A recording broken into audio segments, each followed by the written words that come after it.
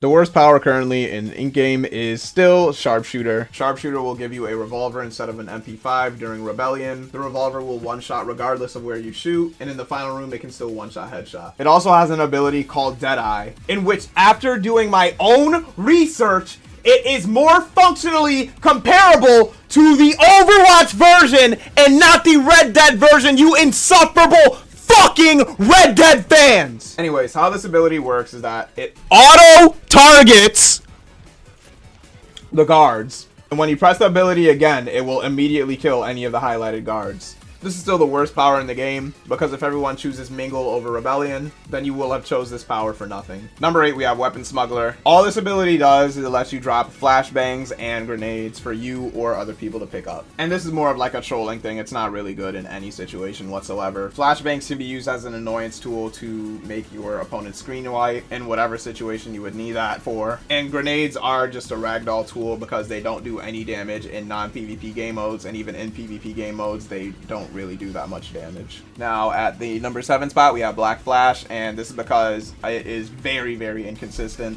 Every other swing you will do a Black Flash to your opponent, dealing double the damage and putting it on a 60-second cooldown. Notice how I said every other swing and not every other hit, meaning that if you miss the second swing on your opponent, your Black Flash goes on cooldown and you just wasted your ability. Number 6, we have Quicksilver. This ability will start you off by walking very slow, and then as you walk more, you will start to speed up until you start running at very high speeds. And once you're at max speed, you get a special dash just like Phantom Dashing, and the movement speed buff will stop when you collide with a wall or get ragdolled in any way.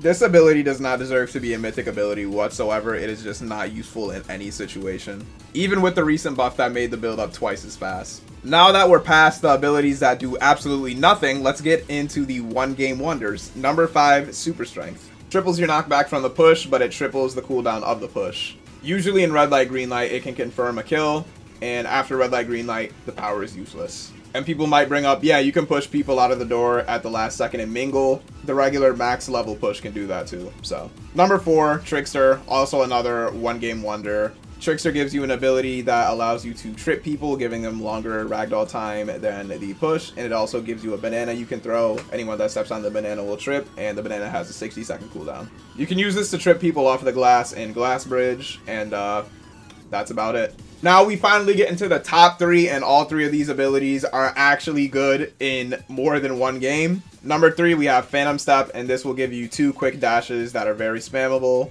All around good mobility tool. Once you hit max speed, you get a dash that makes Phantom Step not all that worth using over a different ability. Now, number 2, we have Medic. Medic is the most common ability in the game, and yet somehow is still one of the best. You can drop yourself or other people a bandage every 20 seconds, and you can carry people faster in red light, green light.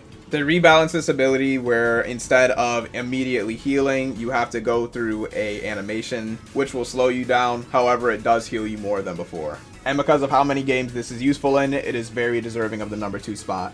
And in the number 1 spot, we now have Lightning God. And the reason this wasn't in the number 1 spot before and Medic was because that the Awakening didn't work. But now, not only does the Awakening work properly, but they actually buffed it so that it gives you a full 100% heal instead of 25%. You also get more damage for each and every attack you do, and your Awakening gives you an even further damage boost. Without a doubt, this is now the number 1 ability in in-games. Thank you guys for watching this video. Make sure to like and subscribe for more in-games content, and without further ado, I'll see you guys later.